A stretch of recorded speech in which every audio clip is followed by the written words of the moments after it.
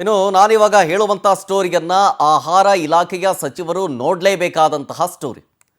CM ಸಿದ್ದರಾಮಯ್ಯನವರ ಕನಸಿನ ಯೋಜನೆ ಅನ್ನಭಾಗ್ಯ, ಅದಕ್ಕೆ ನಿರಂತರವಾಗಿ ಕನ್ನ ಹಾಕ್ತಾನೆ ಬರಲಾಗ್ತಾ ಇದೆ.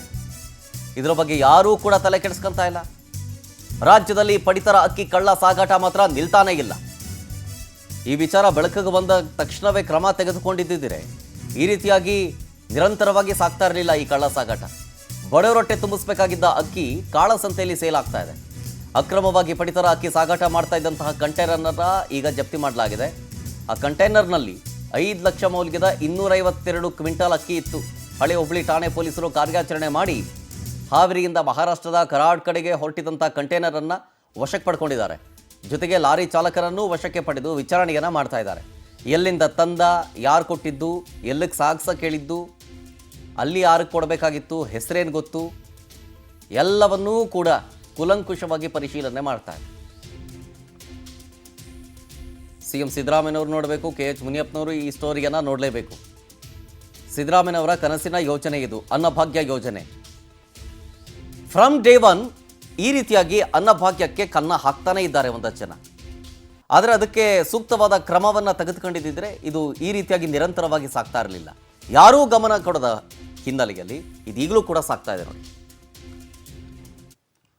ಲಾರಿಯ ಹಾವೇರಿ ಕಡೆಯಿಂದ ಮಹಾರಾಷ್ಟ್ರಕ್ಕೆ ಹೋಗ್ತಿದ್ದಂಥ ಒಂದು ಲಾರಿಯನ್ನು ಇಂಟರ್ವ್ಯೂನ್ ಮಾಡಿದಂಥ ಸಂದರ್ಭದಲ್ಲಿ ಸುಮಾರು 300 ಬ್ಯಾಗ್ಗಳಷ್ಟು ಅಕ್ಕಿ ಸಿಕ್ಕಿರುವಂಥದ್ದು. ಅದಕ್ಕೆ ಯಾವುದೇ ದಾಖಲಾತಿಗಳು ಸಿಕ್ಕಿಲ್ಲ. ಮತ್ತು ನಮ್ಮ ಗುಪ್ತ ಮಾಹಿತಿ ಪ್ರಕಾರ ಅದು ಫಲಾನುಭವಿಗಳಿಗೆ ಕೊಟ್ಟಿದ್ದಂತಹ ಅಕ್ಕಿ ಅನ್ನೋಂಥದ್ದು ತಿಳಿದು ಬಂದಿದೆ. ಇದನ್ನು ಹಾವೇರಿ ಭಾಗದಿಂದ ಮಹಾರಾಷ್ಟ್ರ ಭಾಗದ ಒಂದು ಕರಾಡ್ ಅನ್ನೋ ಒಂದು ಜಾಗಕ್ಕೆ ತೊಗೊಂಡು ಹೋಗ್ತಿದ್ರು ಅನ್ನೋಂಥದ್ದು ಡ್ರೈವರ್ ಪ್ರಾಥಮಿಕ ಮಾಹಿತಿ ಕೊಟ್ಟಿದ್ದಾರೆ.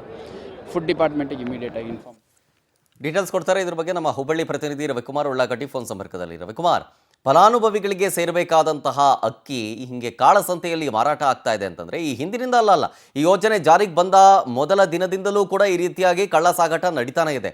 ಸೂಕ್ತ ಕ್ರಮ ತಗೊಂಡಿದ್ದಿದ್ರೆ ಈ ರೀತಿಯಾಗಿ ನಿರಂತರವಾಗಿ ಸಾಗ್ತಾ ಇರಲಿಲ್ಲ. ಅಟ್ಲೀಸ್ಟ್ ಈಗಲಾದರೂ ಎಚ್ಚೆತ್ಕೊಂಡು ಇದಕ್ಕೆ ಕಠಿಣ ಕಾನೂನು ಕ್ರಮವನ್ನು ಜರುಗಿಸೋದಕ್ಕೆ ಮುಂದಾಗಿದೆಯಾ? ಏನೇ ಡೀಟೇಲ್ಸ್ ಇದೆ?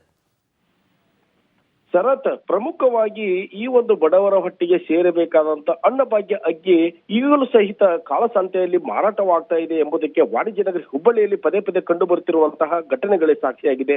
ತಿಂಗಳಿಗೆ 4-5 ಇಂತಹ ಒಂದು ಘಟನೆಗಳು ಬೆಳಕಿಗೆ ಅಷ್ಟೇ ಬರ್ತಾ ಇವೆ. ಆದರೆ ತೆರೆಮರೆಯಲ್ಲಿ ಇಂತಹ ಒಂದು ಘಟನೆಗಳು ನಗರದಲ್ಲಿ ಕೂಡ ಇನ್ನೂ ಸಾಕಷ್ಟು ಪ್ರಮಾಣದಲ್ಲಿ ಇವೆ ಎಂಬುದಕ್ಕೆ ಈ ಒಂದು ದೊಡ್ಡ ಪ್ರಮಾಣದಲ್ಲಿ ಈ ಹಿಂದೆ ಕೂಡ ಕಂಡು ಬಂದಂತಹ ಒಂದು ಘಟನೆ ಸಾಕ್ಷಿಯಾಗಿದ್ದು, ಮತ್ತೊಂದು ಇದೇ ಒಂದು ಘಟನೆ ಸಾಕ್ಷಿಯಾಗಿದೆ. ಹಾವೇರಿಯಿಂದ ಒಂದು ಮಹಾರಾಷ್ಟ್ರದ ಕಡೆಗೆ ಕರಾಡಿಗೆ ಸಾಗಿಸಿದ್ದ ಈ ಒಂದು ಅಕ್ಕಿಯ ಒಂದು ಜಾಲವನ್ನ ಆ ಒಂದು ಹಳೆ ಹುಬ್ಬಳ್ಳಿ ಪೊಲೀಸರು ಪತ್ತೆ ಮಾಡಿದ್ದಾರೆ. ಅಪಾರ ಪ್ರಮಾಣದಲ್ಲಿ ಆ ಒಂದು ಬ್ಯಾಗ್ಗಳನ್ನು ವಶಪಡಿಸಿಕೊಂಡಿದ್ದು, ಸದ್ಯ ಈ ಒಂದು ವಿಚಾರ ಕುರಿತಂತೆ ಕೂಡ ಪ್ರಕರಣವನ್ನು ಪ್ರತ್ಯೇಕವಾದಂತಹ ಪ್ರಕರಣಗಳನ್ನು ದಾಖಲು ಮಾಡಿಕೊಂಡು 2 ತಂಡಗಳನ್ನ ಪೊಲೀಸ್ ಆಯುಕ್ತರು ತನಿಖೆಗಾಗಿ ರಚನೆ ಮಾಡಿದ್ದಾರೆ. ಸದ್ಯ ಈ ಒಂದು ಲಾರಿ ಚಾಲಕನನ್ನ ಸೇರಿದಂತೆ ಇಬ್ಬರನ್ನ ವಶಕ್ಕೆ ತೆಗೆದುಕೊಂಡಿರುವಂತಹ ಪೊಲೀಸರು ವಿಚಾರಣೆಯನ್ನ ಮಾಡ್ತಾ ಇದ್ದಾರೆ.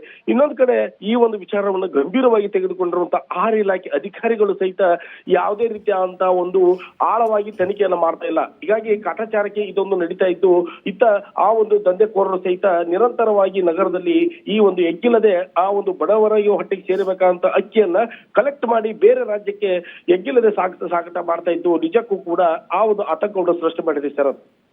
Okay, thank you Ravikumar ಡೀಟೇಲ್ಸ್ಗಾಗಿ.